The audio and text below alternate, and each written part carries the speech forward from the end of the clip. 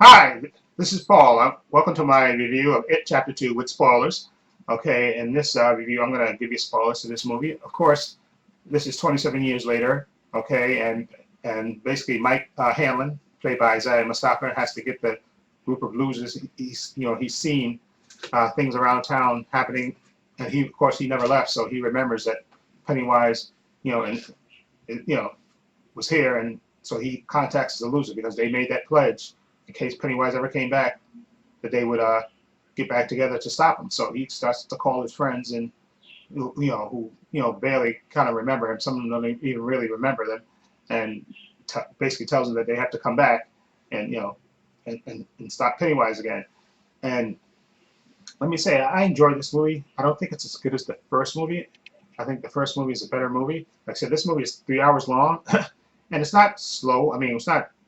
It is slow in parts, but it's not boring. I guess that's the thing I want to say.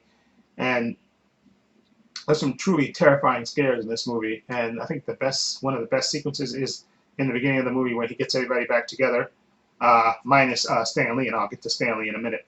Uh, when they all get back together in the Chinese restaurant and they're reminiscing and remembering things and stuff, and then you know Mike said, "Listen, it's Pennywise, and we made that pledge."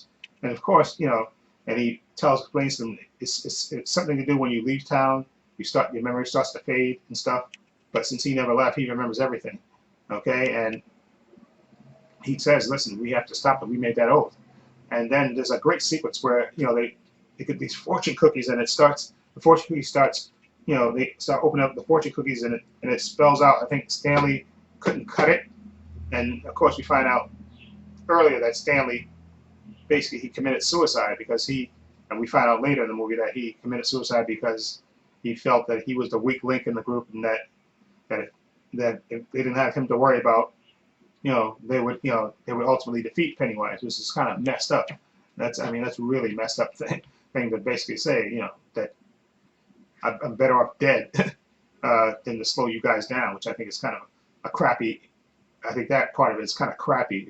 I don't, if this is your friend, being around your other friends could give you that courage, as a group, as a whole, you could, but him saying that he's the weak link, and I'm going to take myself off the board, which I think is what he said in his letter. I think it's kind of just a horrible message to send. I think just me personally saying that. But anyway, so we have these adult movies, and first of all, I'll say the casting director did a really good job with the casting of the actors in this movie, and I think Bill Hader is really really good as Richie, and he has I guess probably the media role, because you find out later in the movie, of course, that that he was gay. He had a crush on a young boy when they do flashbacks in the movie, and we find out he sort of had a crush on this other guy, one of the town bullies and stuff, and one of the cousins of the town bullies and stuff, and we find out later, that was his secret. But Bill Hader just, he handles everything, trying to laugh everything off and joke about everything, but he kept that secret, and that was his big secret, and even Pennywise knew it. And the way Bill Hader he really commands the screen, and he really, I think, did the best job of all the actors, because I think he had the meteor part in this movie. So I thought he was absolutely outstanding as an adult Richie. Okay, Isaiah Mustafa as Mike Hanlon. Okay, when I first heard that they said they was going to make him like a drug addict, which thankfully they didn't do, uh, I was kind of worried about that, because in the first movie they kind of took away the librarian stuff was supposed to be what that was his thing, young Mike, and young Mike didn't have that much to do in the first movie, but in this movie, adult Mike had a lot to do, and he is sort of the librarian in a way, because he keeps all the artifacts and stuff about it and all that stuff, and he's the ones that brings everybody together and stuff. And I think Isaiah Mustafa, who I haven't seen in anything besides the Old Spice commercial, I think he did a really good job as Mike, who ultimately got everybody back together and stuff, and to confront this evil and stuff, and try to and basically try to keep everybody together to confront Pennywise's evil. Now, one thing I didn't like in this movie is with Pennywise. Now, Bill Skarsgård, I think, did a really good job as Pennywise, but I thought they were going to get into his history more, which they didn't do. I mean, they explain where Pennywise came from and stuff, but I thought they were gonna get into more of his I guess more of his backstory or something. I guess I mean they did tell you where he came from and all that stuff, but I think he could have been in the movie more, Pennywise. But what you saw of him was truly terrifying. There's a sequence with him and a young girl underneath the bleachers that's just really sad and really just heartbreaking. And there's another sequence between him and the young boy that you see in the trailer that Bill's trying to save, and again, just terrifying. And the scene with Beverly and and and the old woman, that scene is even more terrifying because you know in the trailer you don't get to see the other half of it, but in this movie you get to see what she's terrified of, and it's really terrifying. Okay, and really quite disturbing. Now, as far as the love triangle is concerned, you know there was a love triangle between Bill, Beverly, and Ben. Of course, we knew that Ben, you know, he wrote the poem for Beverly and stuff, and I think she thought it was Bill that did it, and but of course Bill didn't do it, and of course you can tell in the movie, you know, Ben is like eyeing, and whenever they interact, Bill and Beverly, you know, he's giving them like the side eye. You can tell, but it really doesn't come through because there's no really mention of the triangle. Like Beverly is not. They don't have any scenes where Beverly's asking Bill, "Oh, are you married?" or Bill's asking Beverly, "You married?" They don't. You know, there's none of that conversation in there. There's not even a conversation between Ben asking Beverly, "Is she married?" or stuff. There's none of that. You know, and that was kind of a thing. You know, a thing in the first movie. You know, that there was this triangle that Ben was the secret admirer, and Beverly and Bill were, you know, and, you know, were the you know the other part of the triangle that they didn't even know they were in the triangle. But in this movie, they don't really. I mean, it comes out eventually that he, you know, admits that he was the one who wrote the poem and stuff. And we know that Beverly, you know, in the beginning of the movie, that she comes from an abusive relationship, which she's married to an abusive man, of course, which kind of makes sense because, you know, she had the abusive relationship with her father. But they never really explore the triangle like you want to, especially with all this 3-hour runtime. You think, but then again, like I said, there's supposed to be a 6-hour cut of this movie, so I don't know if those sequences were in there and they just cut them out for time. Maybe they were, but what we got was not much of a love triangle. I mean, there's a scene where Beverly, you know, kisses Bill, and they don't even talk about it. It's just really weird. It's just like it's like she remembers kissing them when they were younger, so she kisses them as an adult, and then there's nothing, which kind of makes no sense. I mean, there's no discussion of it. Like I said, unless they cut that part out, there's no discussion of it. So it's kind of weird that there's this triangle that they don't talk about until, like I said, to the end, where Ben kind of gives Beverly, when they're in danger, he kind of talks her through it, and when they rescue each other, and he admits that he wrote the poem on the postcard that she so loved, cherished that poem, and they kiss, and then at the end of the movie, of course, you see them together, and there's, you know, of course, no mention of, you know, we know Ben is single, of course, but we know she was married, but she, of course, she just goes off with him like that, and so there's no discussion. I guess, you know, you don't have to tell everything about it. Well, she assumed that she divorced her husband because she left the ring in the beginning after after that sequence where he's beating the crap out of her, and she got an advantage and left. So we assume that she left him, but it's just not much of a triangle. They don't really get into it that much. But as far as the young actors, I thought in the casting again, the young actor who played the young actors, you know, they show in flashback, which I thought was really good. They showed the losers in flashbacks, which I thought was good. So to show us things that happened, you know, that they had some falling out, and some other things that happened that we didn't see in the first movie. Okay, but I thought also the actor James Ranzar, who played the adult Eddie, I thought he did a really, really good job as well in this movie, because I thought he was really doing a good job of you could believe that he was Jack Dylan Grazer growing up, because he still had that fear of all diseases and all that stuff, and he was really believable in his part, and I really liked him. Okay, and of course, like I said, James McAvoy, that was the one sequence that I really liked, when he ultimately admitted out loud that he wasn't sick when he sent Georgie out to play. He just didn't want to play with Georgie that day, and which I thought was that's a real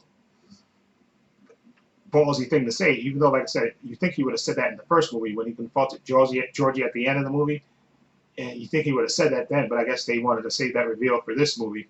But when he revealed that he didn't he didn't he wasn't really sick. He just didn't want to go out and play with Georgie. So of course he had the guilt with him all the time, and which explains his actions of trying to save this kid. That was all through the movie. He was always trying to warn this particular kid that you see in the trailer. That they're trapped in the funhouse, and he's trying to save the kid, and he's trying to basically make up for not saving Georgie, and for being selfish and not wanting to play with Georgie, and he feels that guilt. And I think they could have done so much more with that with James McAvoy, who was supposed to be, like I said, one of the leads in this. But I guess it could have been better written. James McAvoy, I said, because he's supposed to be, like I said, one of the main leads. And another thing that I didn't like I love the beginning of it when they were together in the Chinese restaurant and all that stuff, and then they have to go off on their own little separate missions to get these icons so they can do this ritual to try to get rid of Pennywise. So then they're separated again, which which really kind of and some of the sequences when they were separated were okay, like the reveal with Richie, and we found out that he was really gay, and I thought that was really a nice reveal. The way they revealed it, I thought that was really nice. But I would have liked them to be together more. And the actor that they got to play Stanley, the older actor Andy Bean, who was in Swamp Thing as Alec Holland. Of course, he's not in the movie that much because his character commits suicide in the beginning of the movie, and which is kind of a shame because he's a really good actor. And the guy that's kind of, and I can say, especially the young actors, I thought were really good. But the guy who played the adult Ben, Jay Ryan, who was supposed to be this secret crush on Beverly or Jessica Chastain, I wasn't feeling that. Okay, I guess the guy was okay. I wasn't feeling this star-crossed thing between him. The younger actor who played Ben, Jeremy Ray Taylor, I thought he did a good job in you believing him, having this crush on Sophia Lillis. You believe it with him because that's what his body language is. He gives that off. This guy that played adult Ben, Jay Ryan, like I said, he was just a little, like a pretty boy, okay, and he was okay. I didn't find this a believable triangle. Not that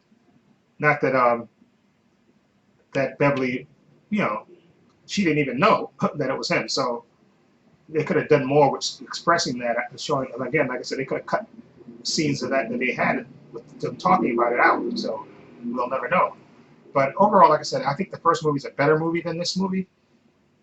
But this one's okay. Like I said, I know it's 3 hours, and I think this movie probably should have been just made 2 hours, over 2 hours, because I think there's a lot of stuff in there they could have probably condensed out. And I would definitely be interested in seeing a 6-hour cut, which I don't believe you'll ever see a 6-hour cut. I know they keep saying the director say you got a 6-hour cut.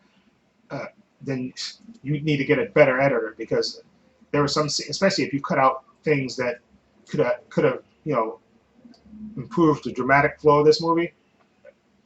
Just 6-hour cut is like ridiculous. Okay, I think he could have done a better job with the story overall.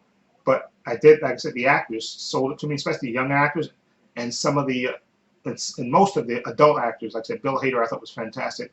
Isaiah Mustafa, okay, of course, James McAvoy, and Jessica Chastain. I thought they were all good, and especially the guy that played James Ranzo, who played the adult Eddie. I thought he was really good as well. And the guy who played what's the guy, the tough, the racist guy? I can't remember his name. The character who had the knife, who killed his father and stuff. I thought he was good. The guy they got to play the adult version of him, I thought he was really good too. He was in the movie in a couple of sequences, and he was kind of terrifying. Okay, and there's a disturbing sequence in the beginning of the movie about this this gay couple that get attacked by the local townies, and it's painful to watch, and that leads to Pennywise. You see Pennywise grabbing one of the victims, which was a rough scene to take, and that was really a rough scene to take, and I was a little confused because, and maybe somebody can explain this to me, because I thought in the original miniseries, the character of Stanley, I thought he was gay. I thought, but maybe they switched it around, so maybe somebody can tell me in the comments. I thought the adult Stanley was gay. That's what I thought, and I think that's and I think he killed himself. I think, but maybe I'm misremembering because it's been a while since I've seen the miniseries. But I could have sworn that the adult Stanley was gay and he killed himself. Okay, so maybe they switched it around and have Richie be gay, and I liked what they did with the revelation of Richie being gay, and Bill Hader did a great job with the role. Okay, but again, like I said, it's a good movie. Like I said, it's not as good as the first one. I think the first movie is just a better movie. It just flows better. Like I said, this movie is 3 hours long, and it's a bit long, and there's some sequences that I think uh, probably needed to more filling out, and maybe the editing, they took out those sequences. But overall, again, I still enjoyed it, so I'm gonna give it Chapter 2. I'm gonna give it a 7.8. Again, like I said, 6-hour cut. I would definitely be interested in seeing the deleted scenes and see what he cut out of this movie, because maybe that could have fleshed out the movie more. Okay, but we won't know until we see it. So anyway, let me know what you think of It Chapter 2. I have links to my social media in the description box: Facebook, Twitter, Instagram. I also have a link to my main channel, Trepacer, in the description box. Please check that out as well. Okay, and this is Paul saying so long and take care.